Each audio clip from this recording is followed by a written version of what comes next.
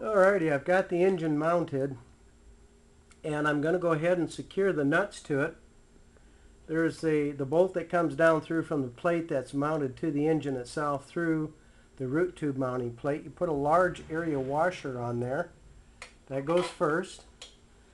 And then there's going to be, I'm putting in 2 washers underneath that. Now they ship 1 washer with the kit. I prefer 2, and I'll tell you why in a second here. I'm going to go ahead and put the castle nut on, so I have the large area washer and then 2 small diameter washers underneath that.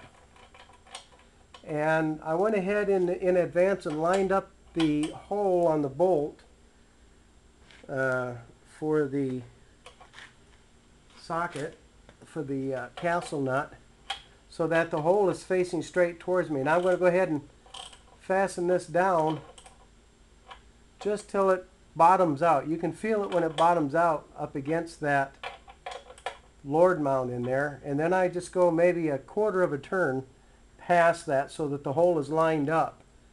Then you take your cotter pin. Now on a cotter pin you'll see that there's a long end and a short end.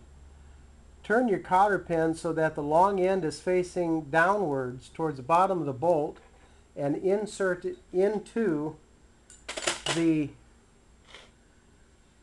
hole through the bolt so that it sets and it's seated up against the nut here. Now I'm going to take the camera for a second and try to zoom in here and give you a close-up view of why I put 2 washers in there. I'll have to back this off just a little bit.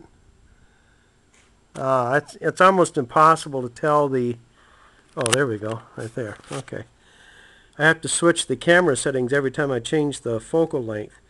But if you see where I'm pointing at here, the head of that cotter pin is nested all the way down inside of that castle nut. If you only put 1 washer in, you'll end up with the pin. In fact, I've got 1 washer in this one over here. So let me go ahead and change that a little.